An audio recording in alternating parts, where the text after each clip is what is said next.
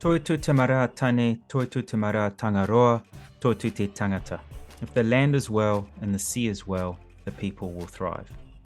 Tēnei ka mihi ke te mana wheno o Aotearoa. We acknowledge the local tribal authorities of New Zealand and all other traditional custodians of the lands that you may be joining us from. Tēnā koutou katoa. Hello, everybody. A very warm welcome to you all. My name is Ben Adelberg, and I am based in Tamaki Makaurau, Auckland, New Zealand.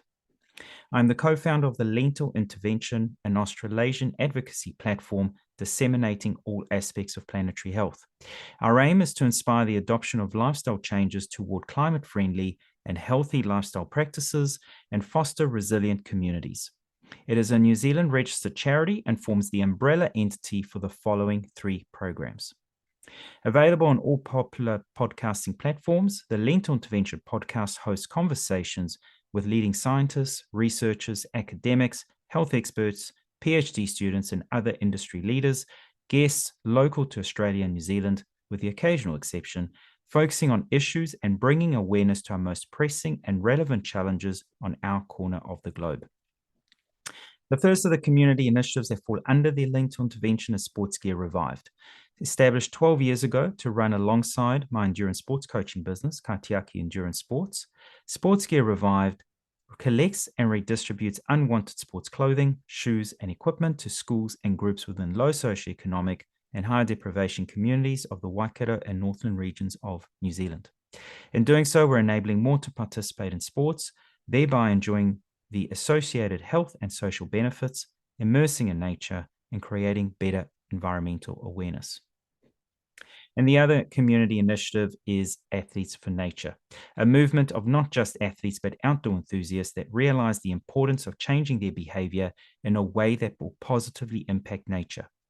Katiakitanga is the Māori process and practice of conserving the environment, and as athletes, we are well primed to care about nature as this is our playground. There are 12 action steps that members can undertake.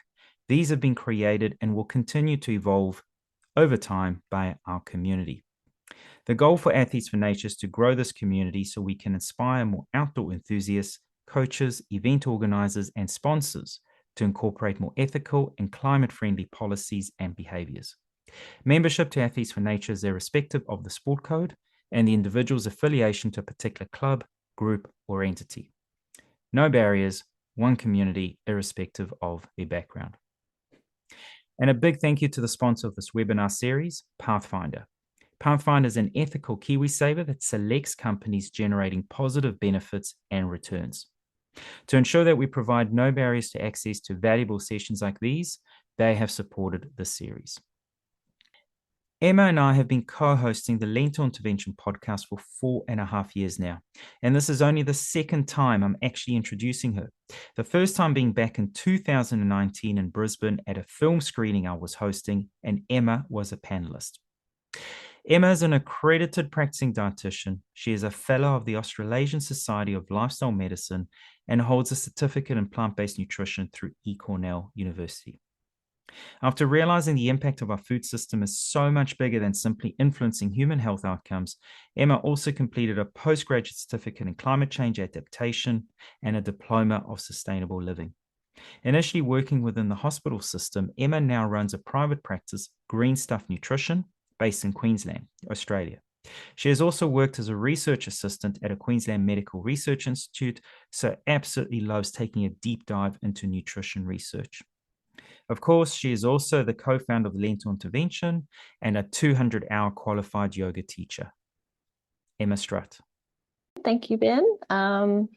And just before I get into it too deeply, I apologise for the bird noise in the background. There's a flock of gorillas right outside, and I apologise for my lisp. I have a very swollen tongue at the moment, so it sounds like I'm talking cotton wool in my mouth. Apologies for that.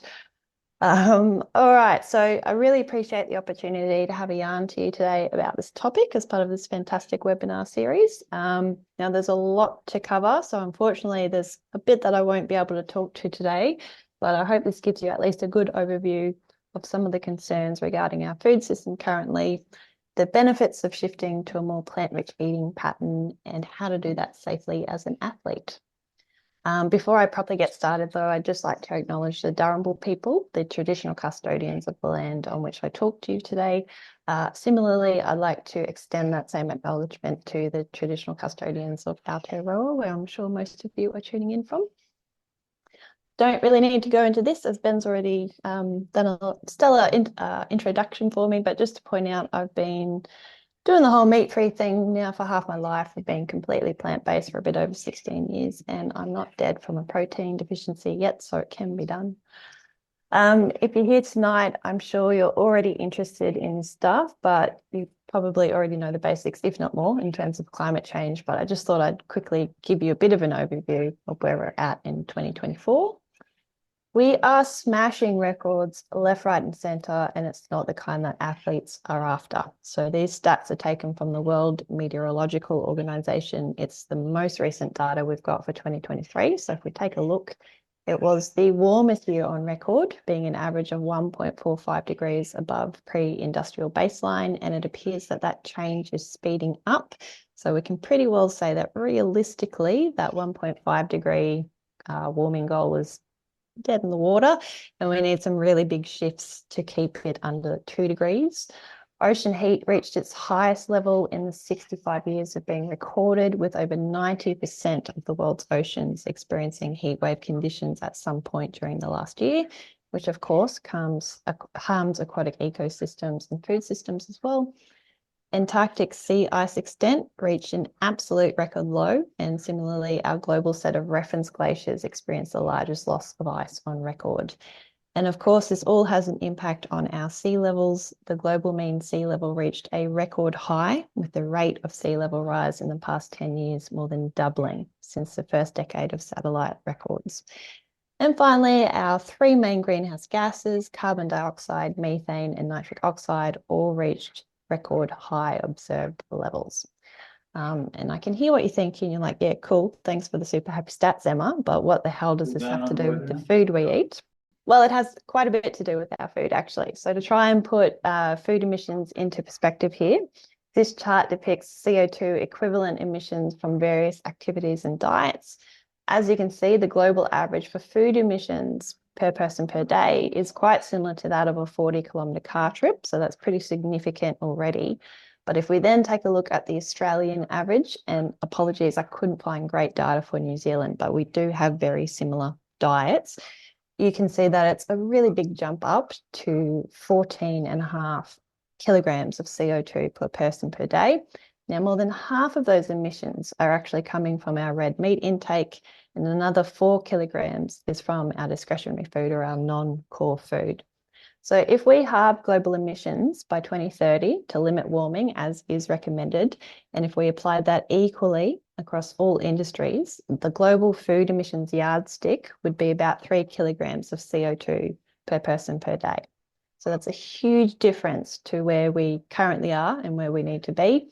And considering that some countries actually need to increase their food footprint to ensure nutritional adequacy, it's quite clear that Aussies and Kiwis are contributing far more than our fair share when it comes to diet-related emissions. So the general consensus is that our current food system is responsible for about 1/3 of all human greenhouse gas emissions. It's the single largest greenhouse gas emitting sector in the world, but that also means that it's our greatest opportunity. So this paper, published in 2021, gives a really good breakdown of just where those emissions are coming from along that paddock to plate journey. The vast majority of emissions are from agricultural production and land use change. Interestingly, transportation only contributes 4.8%. So purely in terms of greenhouse gases, buying local is not actually as important as the types of food that you're buying. And the type of food that's most detrimental is your meat. Not all greenhouse gases are created equal either. Methane emissions account for 1/3 of food system emissions. This is mainly from livestock. And the reason that methane is so important is that, yes, it is a short-lived gas when compared to CO2, but it has significant global warming potential.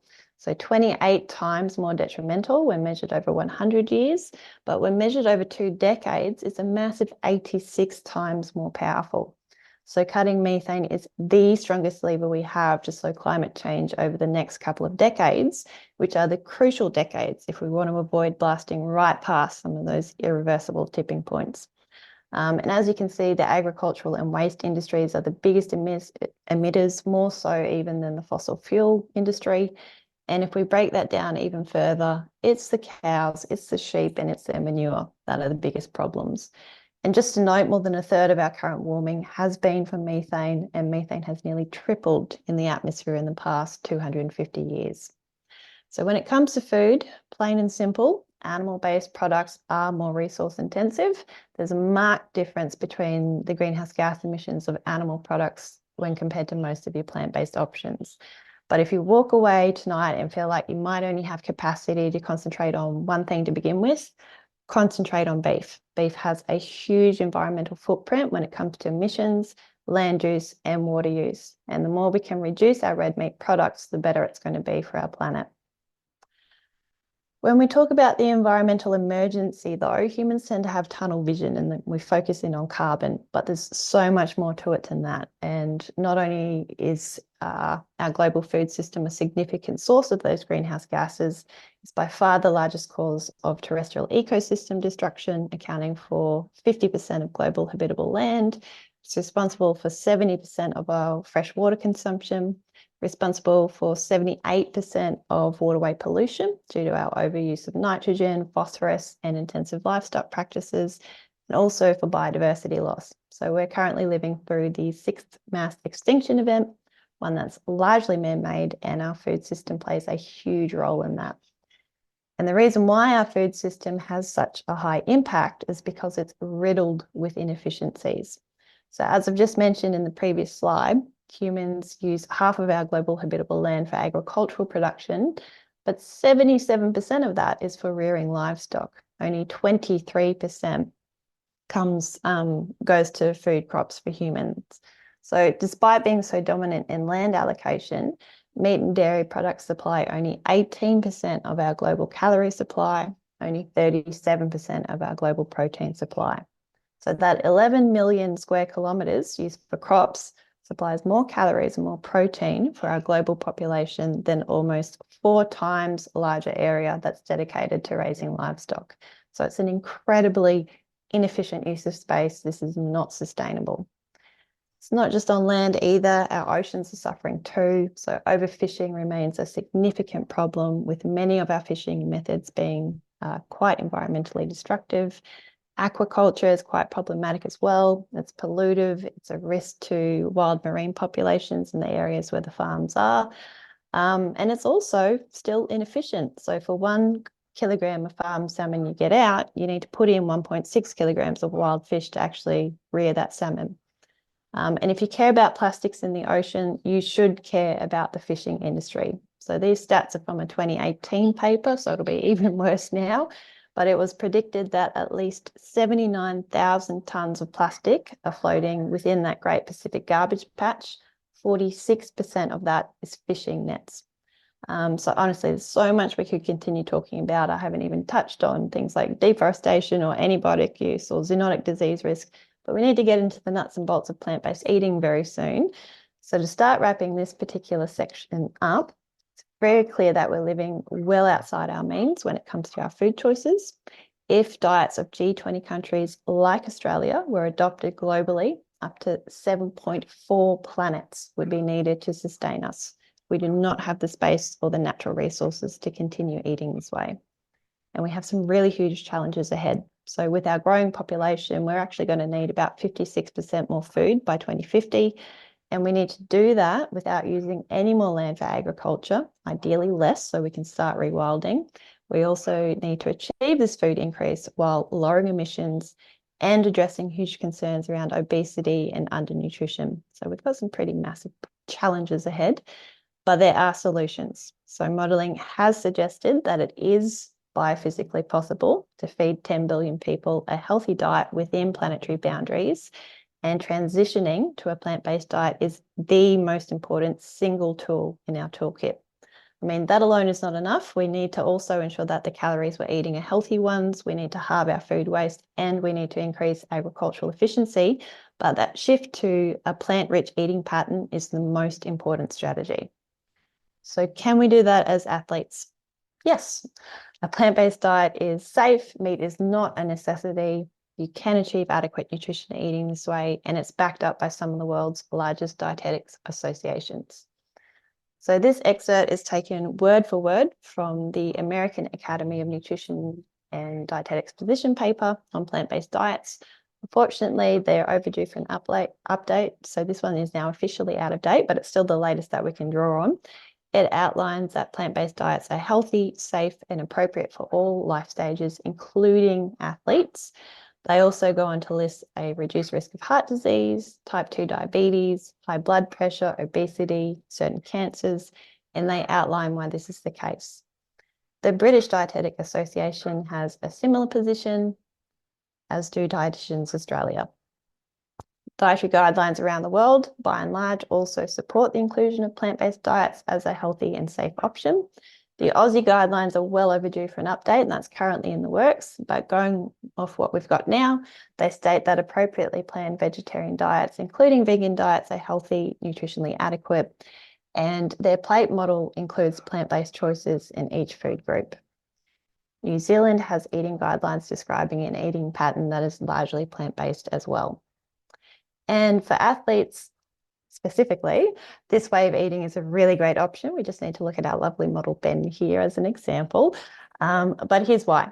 So for athletes, especially endurance athletes, carbs are still king. It's the substrate most efficiently metabolized by the body. It's the only macronutrient that can be broken down rapidly enough to provide energy during those periods of high intensity exercise. And a lot of athletes actually fail to consume enough to fully replenish muscle glycogen stores. And obviously this can lead to performance impairments. The good news is that plant-based eaters tend to consume more carbs, up to 15% more in some instances. So this plant-centered diet approach is actually an excellent strategy for athletes, especially endurance athletes.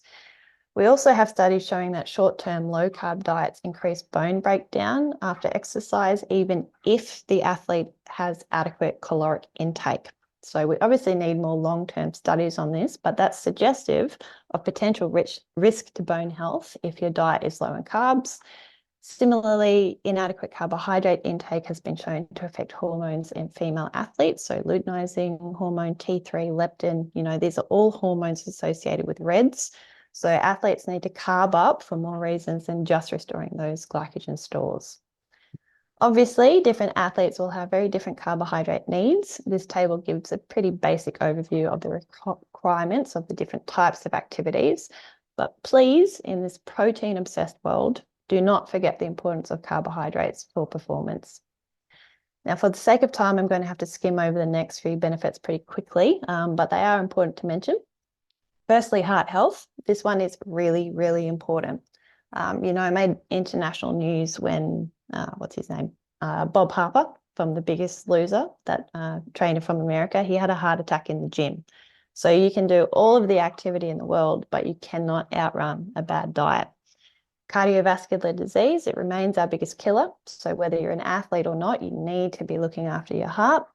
Also, endurance athletes especially need to pay close attention to this. So this is an Australian study. It was published in December last year. It actually looked at elite endurance athletes, and it found that 1 in 6 of those participants had heart measures that fell in a range that would normally be associated with heart disease. Now, that wasn't all plaque buildup. Some of those findings were associated with the phenomenon athlete's heart. But there are other studies like this one published in July last year that found that long-term endurance sports participants actually had more coronary plaque than fit and healthy individuals doing more moderate exercise. And this is just one example of a handful of previous studies that have found similar outcomes.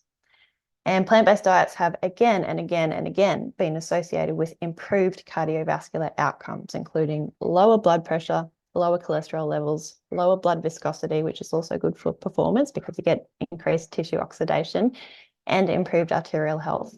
Now, one of the components tied up with that is actually the next on our list, which is nitrates. So healthy plant-based eating patterns deliver really good amounts of dietary nitrates, which is great for health, yes, but it's also linked with improved endurance exercise performance.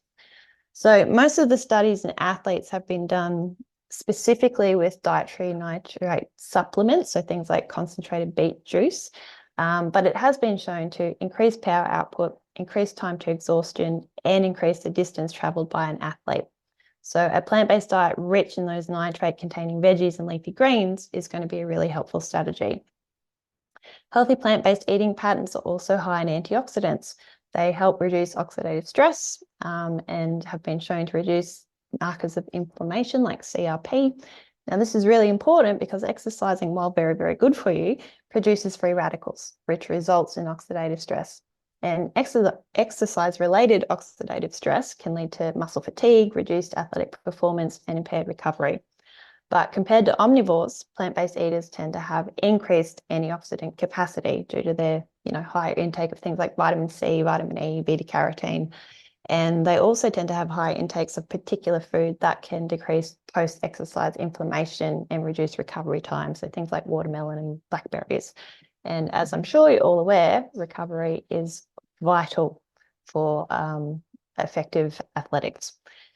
And finally, this is also emerging evidence, but it's suggested that a diet that supports gut health, i.e. diets rich in plants, can also support athletic performance via a number of mechanisms. So the more you can power up with plants, the better it's going to be.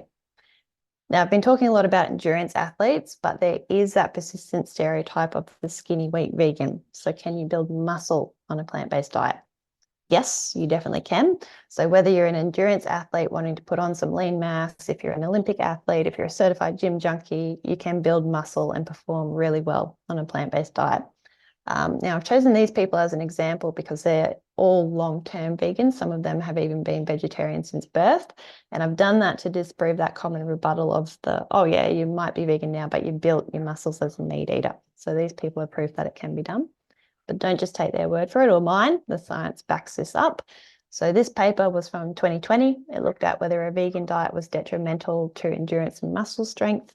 The results suggested that a vegan diet does not seem to be detrimental. And in fact, the study actually showed that submaximal endurance might have been even a little bit better in the vegans. This is a 2022 study. It looked at skeletal muscle and vascular properties between vegans and omnivores. It found no difference. This is a 2021 paper. It assessed high protein plant-based diets versus protein-matched omnivorous diets in regards to resistance training adaptations. They found no difference between the two groups, suggesting that protein source doesn't affect training adaptations and the ability to build muscle. It's about whether you're getting enough.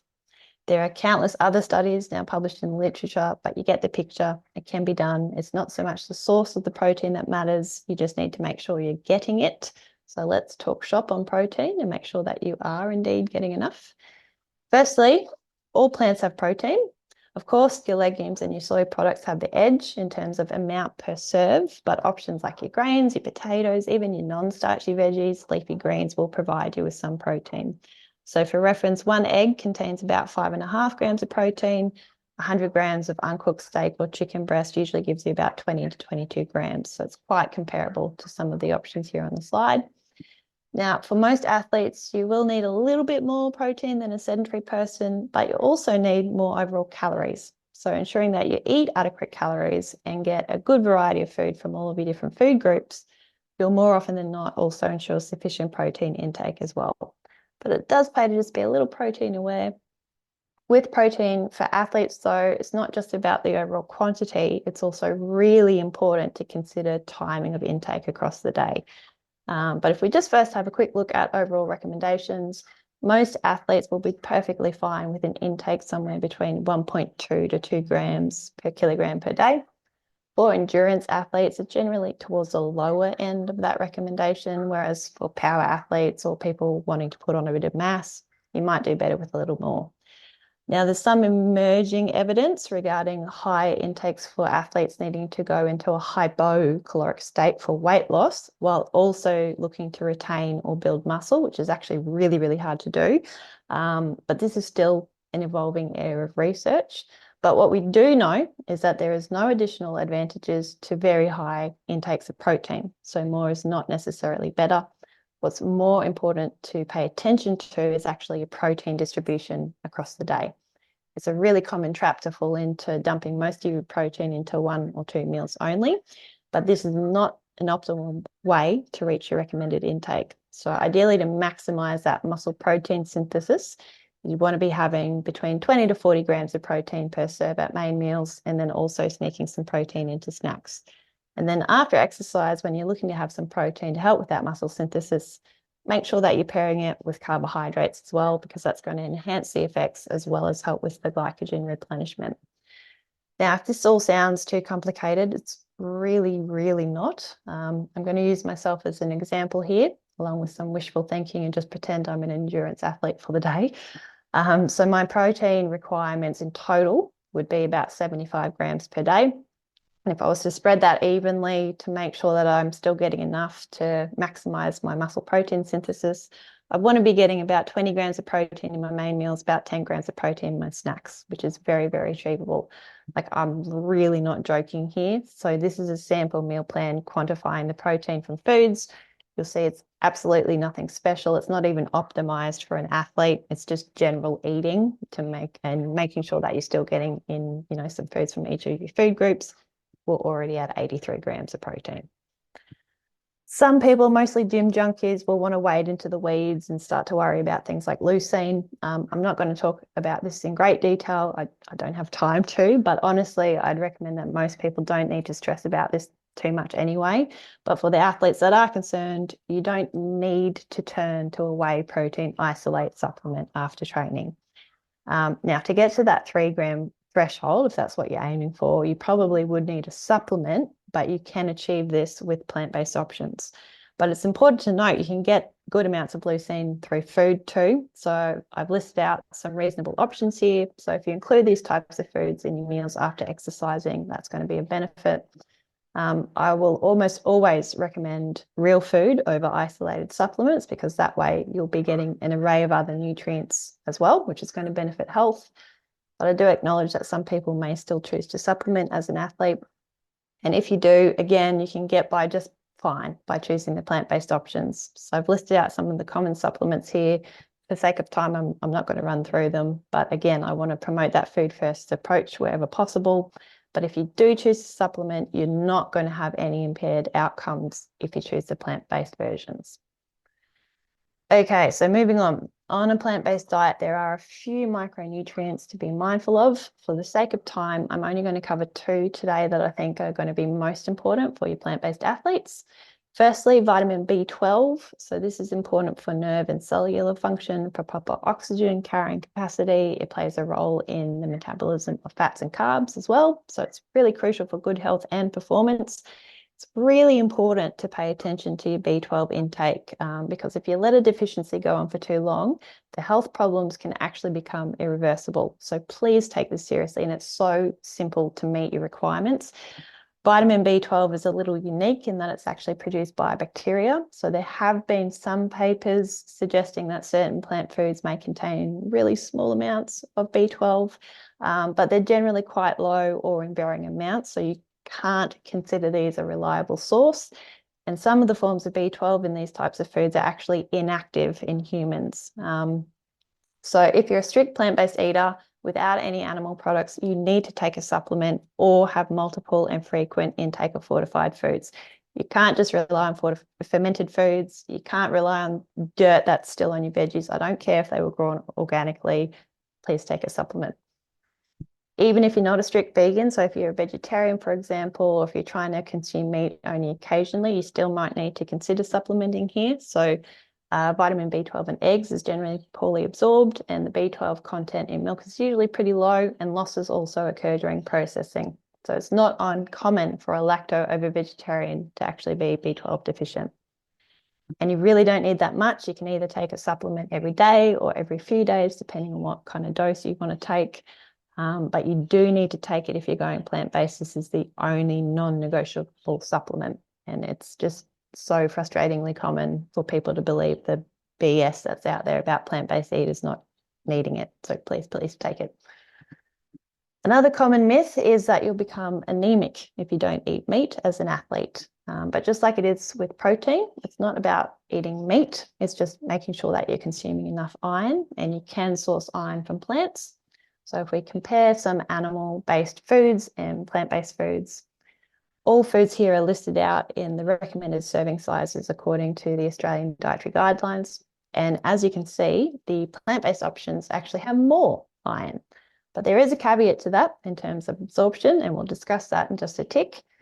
But athletes in particular, they have good reason to be concerned about iron status, because deficiency obviously is going to impair performance, and you do probably need a little bit more than the general population.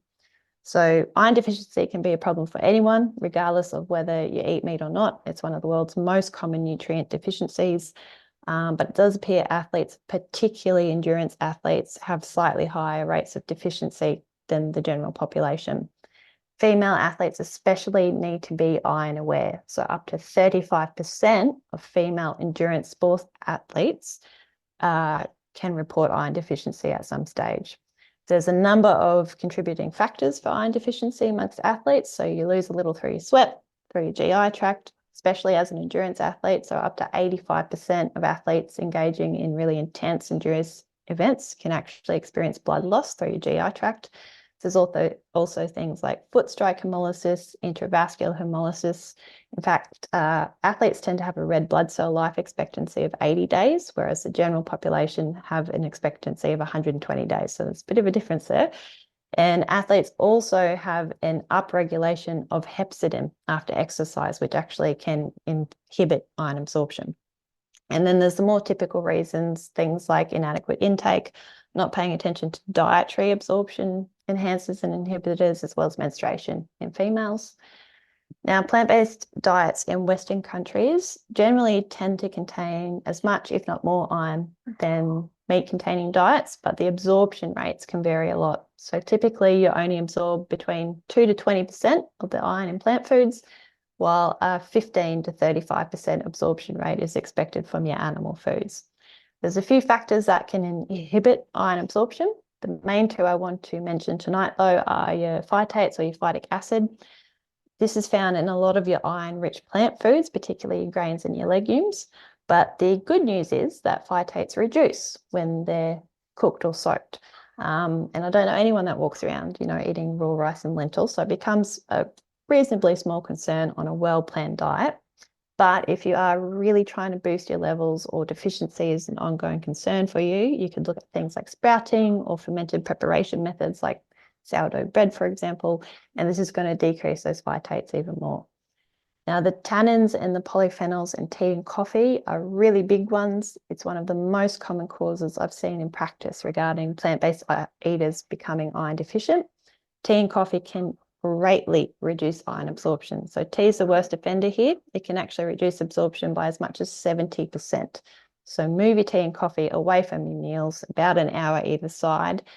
And just to note, it's not the actual caffeine, it's the polyphenols. So switching to a decaf option really is not going to make much of a difference. Absorption enhancers are really important considerations for plant-based eaters too. So they include vitamin C rich foods, so things like your citrus, your strawberries, kiwi fruit, broccoli, red capsicum.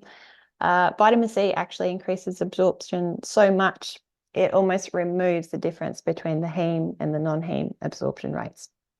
Other absorption enhancers include beta-carotene rich foods, so things like your carrots, your sweet potatoes, and foods from your allium family, so garlic, onion. The best thing to do, though, is just get into the habit of pairing your iron-rich foods with your vitamin C-rich foods at all of your main meals. And you'll find that this actually happens by default in a lot of your more traditional cuisines. But given that plant-based eaters and athletes do have slightly higher requirements than the general population, please pay attention to your iron intake. And if you are plant-based, if you're female, if you're an endurance athlete, it would pay to watch your iron levels pretty closely, as you may need to consider additional steps like supplementation or fortified foods at certain times, or utilize products like a Lucky Iron Fish or cast iron cookware. It's recommended that athletes following plant-based diets or endurance athletes or those athletes that have a recent history of iron deficiency, you should get quarterly screening to actually assess your iron levels. Okay, so we've talked about the specifics, but then how do we actually do it? How do we tie it all together and eat a balanced plant-based diet? It's really not about reinventing the wheel here. The simplest way is to swap like for like. So if you're used to having meat and veggies and starch on your plate, you can't just take the meat off the plate and call it a day. You'll have taken a big chunk of your calories away. You've taken a lot of your protein, your iron, your zinc away. So in the long run, if you're eating like this, you're going to end up feeling pretty rubbish. But you can't just fill that space with extra veggies. Look, I'm all for a higher veggie intake, of course, but this is not a balanced plate, especially for an athlete. Likewise, you can't just fill the plate with more starch. We need a good variety of foods from all of your food groups, and that's where your more protein-rich foods come into play. So that's things like your soy products and your legumes. Ideally, they should be taking up about a quarter of your plate, maybe a little bit more, depending on what type of athlete you are. One of the biggest pitfalls for an athlete when initially making that swap to plant-based eating, though, is under-fueling. So gram for gram, plant-based foods are typically lower in calories than your animal products. So the overall volume of your food may need to be increased. So if you struggle to eat larger meals, it might pay to include more of your calorie-dense foods in your meals and your snacks. So things like your nuts, your seeds, your nut butters, dried fruit, avocado, slightly processed grain options like whole grain breads, crackers, wraps, and cereals. They're usually more calorie dense than your intact whole grains like brown rice. So they're often a really good option to include as well. And again, your soy and legume products should be included at each meal. So a really easy way to plan your meals is with a plate model. And at the risk of sounding like a broken record, eat a good variety of foods from all of your plant-based food groups, your fruits, your veggies, your grains, your legumes, and small amounts of nuts and seeds. For the general population and for weekend warriors, aiming for about half of your plate to be your non-starchy veggies, about a quarter of your plate to be your more protein-rich foods, and then a quarter of your plate to be grains and starches. For most people in this category of activity level, that's as technical as you need to get. You might need to tweak things around the edges like your iron, your vitamin D, or your protein intake, but generally that's it. It's not very hard. But for people that are more active, and of course it depends on the type of activity you're doing, the duration, the intensity, and your personal goals, but you might need to mix it up a bit. So this is called the athlete's plate model. It's a great little visual to help people plan their meals without getting overwhelmed by all of the facts and the figures that we've just run through. So as you can see, there's plant-based options in each food group category. The biggest change up is actually matching your carb intake to your training load. A lot of people think this way of eating is a bit complicated and they don't really know what to do to start with. And look, I can acknowledge that it can seem a bit overwhelming at first, but I assure you, cooking plant-based foods can be simple and healthy, and you might not actually need to change all that much. So a great place to start is just thinking about the meals you already love, finding out how to make them plant-based. So if we just run through an example now and apply some of the principles we've just talked about. Spaghetti bolognese. It's often a favorite dish for athletes because you can carb up and it's got a good amount of protein. So if we run through what we need to tweak to make it a healthy plant-based option, first we start with meat. Obviously that's got to go, but it's a pretty easy swap. You can sub in some brown lentils and you'll have comparable protein, iron, and zinc. Or if you're really after that mincy texture and you want a bit more protein, you could utilize something called TVP, which is textured vegetarian protein that's made from soy. That is a bit more of a processed option though, so it is about personal preference in terms of how closely you want to adhere to a whole foods diet. Next is the sauce. If you're making your own, fantastic.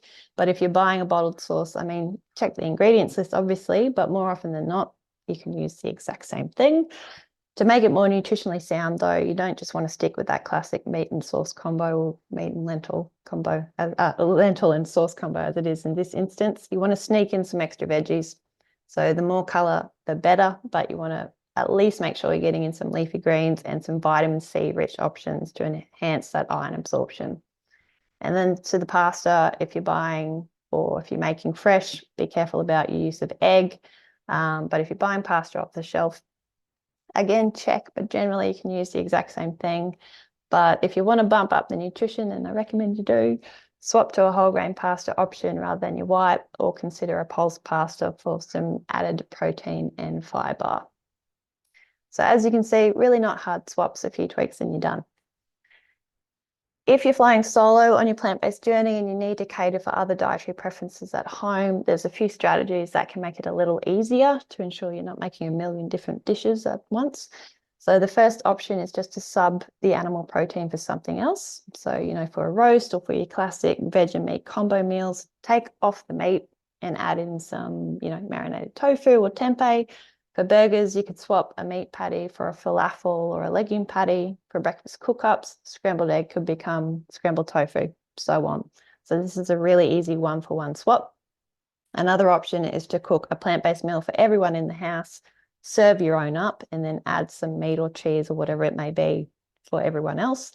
Statistically, we are all needing to eat more plants anyway, so you'll actually be doing everyone a favor in your household if you opt for this strategy. Next is to use 2 different pans, but not 2 different meals. So you can use the same base for things like curries, casseroles, pasta sauces.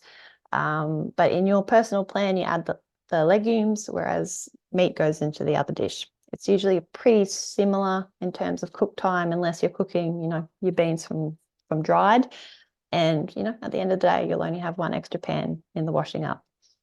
Another option is to let people construct their own meals at the dinner table or before it goes into the oven. This works really well for things that have various components, so things like pizza or Mexican or wraps. Everyone's probably going to have similar foundations in terms of the veggies, but then people get to choose their own protein and extras, so everyone comes away happy. And then finally, a meat-free meal isn't going to kill a meat eater. So statistically, our fruit and veg intake is atrocious anyway. So strategies like meat-free Mondays can be really great regular inclusions in your household. Okay, last but not least, let's talk gut health. A healthy plant-rich diet is a high fibre diet. So this can be a legitimate concern for people if you've never eaten these types of foods before. It does take a little bit of time to get used to as your microbiome adjusts to new food sources. GI problems can be really common concerns for athletes too. For the endurance athletes on the line tonight, I'm sure you're all familiar with runner's diarrhea. So let's kind of talk some general strategies to get you started on these new foods as an athlete. So to cultivate predictable bowels, you need to cultivate predictable eating patterns. So you don't need to be eating the exact same thing day in, day out. And of course, you need to match your intake of calories and carbs to your training load. But it's not the wisest idea to have hugely different volumes of food intake each day or massively different FODMAP loads from day to day either. So again, go back to that plate model. Use those portion guidelines to help you create most of your meals, and they're already going to be reasonably standardized. Next is maintain a continuous optimal hydration status. So dehydration, overhydration, improper choice of hydration beverages can all contribute to noticeable GI distress. Just because you're transitioning to a plant-based diet doesn't mean you need to forget everything else you know about sports nutrition. So your needs here won't change markedly if you're an athlete at the level where you need to kind of major in the minors though.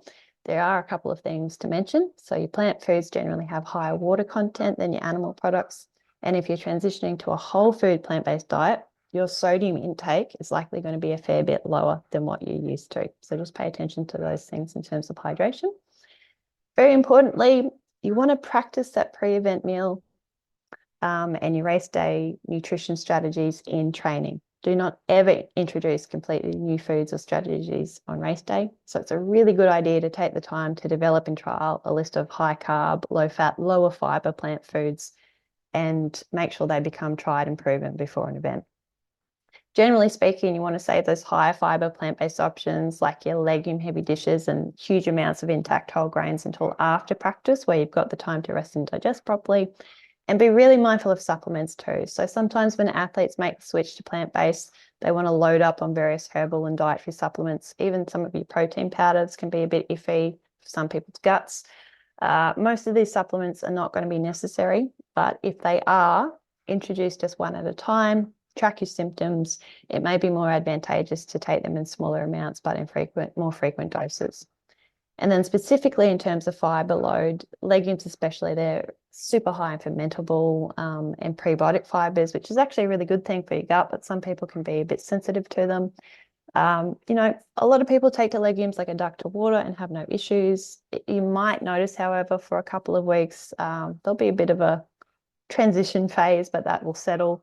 For some people though, it might take a little bit more work than that. And if that's you, you can try some tips. Most important one here is probably start low and go slow. So just like you wouldn't walk into the gym and try and deadlift 150 kg without any prior training, might not be the best idea to have 1.5 cups of chickpeas straight off the bat. So if you've noticed a bit of tummy trouble with a legume heavy dish, cut back, start with a smaller amount. You might even need to start as small as 1 to 2 tablespoons and build your amount up over the course of weeks or months. Train your gut to get used to them, just like you train your muscles. That's going to be the most important tip. I won't run through all of them for the sake of time. I will mention, though, athletes tend to be very hungry people, so you can eat quickly because of this. Digestion starts in the mouth, so use your teeth, eat mindfully, try and eat without distraction, so don't eat in front of the TV or on your phone. Chew really thoroughly, because the more you digest up here, the less work your gut has to do later on. Certain herbs and spices actually contain digestive aid properties. So, hook into the herbs and spices. They're going to be quite beneficial for this, as well as the antioxidants. And then finally, if you've trialed everything, but you're still struggling, you might actually have a FODMAP sensitivity. And if that's the case, it's best to get input from a knowledgeable dietitian that can actually help you navigate that while still ensuring nutritional adequacy. So let's recap. Typical Western diets are environmentally harmful. They are a lot more resource intensive than a plant-based eating pattern. Plant-based diets are safe, and athletes can achieve nutritional adequacy while eating this way without impaired performance. It just takes a little bit of planning. You can't just take the meat off the plate, though, and call it a day. You need to sub something in, so include those legumes and soy products. Plant-based eating patterns are generally less calorically dense, so make sure you're eating enough. This is the biggest pitfall I see in athletes initially changing their diet. They tend to underfuel, and then they worry that it's the plant-based diet, not the actual calorie deficit, that's impacting their performance. Make sure you spread your protein intake evenly across the day. Don't just dump it all into dinner. Take a B12 supplement.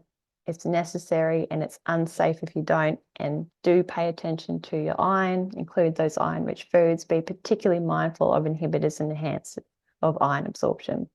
And then if you've got a sensitive gut, ease into this higher fibre way of eating slowly. It might pay to just rely a little bit more heavily on your soy products as your gut gets used to the fermentable fibres and all of your other legumes. And lastly, today's talk only scratched the surface of what we could have talked about. As an athlete, please think of nutrition as part of your training. It is vitally important. So I urge you to continue learning about this way of eating if you're wanting to make this switch. There are some fantastic free resources online. YouTube-wise, I think Nutrition Made Simple is a really, really fantastic channel. It's run by an MD and PhD, someone who's got an excellent grasp on nutrition science, and he's really fair with how he presents things. There's no vegan bias. So if you like videos, that's definitely one to check out. Veganhealth.org is probably my favorite website for vegan nutrition information. It's run by a stellar team of dietitians, so it's very reliable information. And then, of course, there's a plethora of books to help plant-based athletes out. Some are written by dietitians, some are written by athletes. I think probably the best of the bunch is the Plant-Based Sports Nutrition. It's a really fantastic book if you're a details and data-orientated person, or if you want to know the ins and outs of everything. That's the book for you. So that's it. I'll hand it back over to Ben. I've probably gone on for a little bit too long, but I hope we've got time for a couple of questions if anyone wants to query me more on anything that we've covered. And if you enjoy podcasts, I certainly highly recommend going into the archives of the Lento Intervention, as we have interviewed a fair few both health professionals that have either overcome health ailments or direct experience working with general public, and some athletes as well, some plant-powered athletes as well. So there's a lot of inspiration as well as science in the podcast. Emma, thank you. I always know who to turn to when it comes to nutrition-related knowledge. As I said at the start, you don't just sort of follow what you learned a few years back at uni. You're up with the play, current science, and that's important. Athletes for Nature is all about taking action. And one of the single most important action steps we can take is looking at your diet.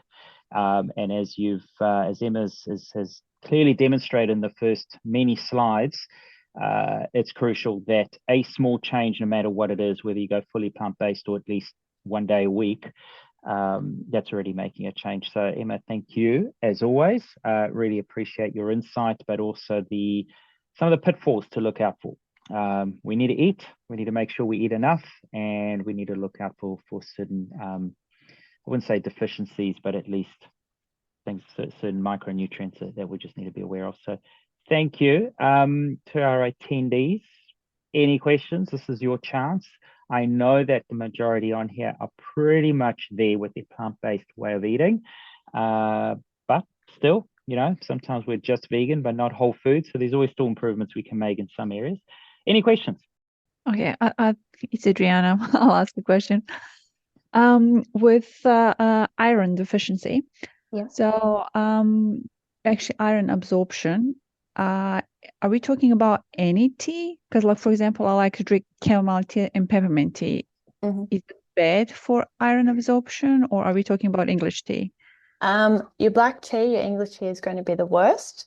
But because it's actually to do with the polyphenol content, some of your herbal teas will still impair iron absorption. Nowhere near as bad as your black tea though. So if you're having chamomile tea, you can expect some impairment, but it's not going to be significant. But if you're a black tea drinker, that's when you really do have to worry about that. So Adriana, if you've got a history of iron deficiency, you'd probably want to be mindful even of the herbals and move them away from your meals a little bit greater than 30 minutes to an hour. But if you're going along okay with your iron, I feel like you could continue drinking your chamomile tea closer to your meals if you wanted to.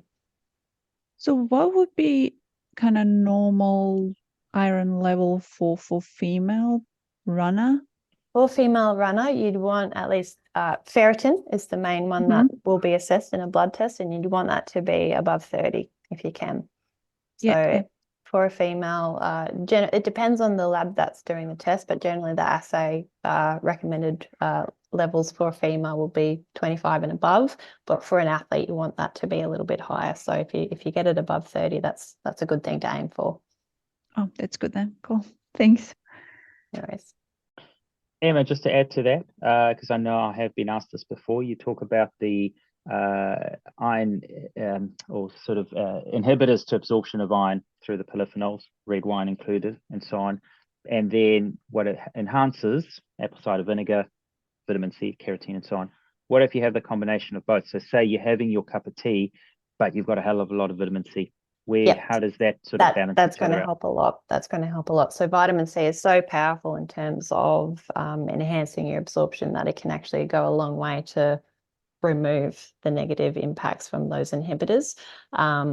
With your tea and your coffee though, just because they can so greatly reduce that absorption, I still think it's a really good idea to get into that habit of moving it away from meals.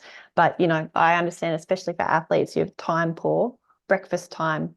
If you're needing that cup of coffee or tea, usually that's going to be happening with your food. So just making sure that brekkie is like really, really loaded up on your vitamin C rich foods. So including some strawberries, some kiwi fruit, some papaya, some citrus, that kind of thing. That's going to go a long way to help kind of counteract the negative impacts. Thank you for listening to the Lentil Intervention podcast. If you found this interesting, make sure you subscribe and share it with your friends.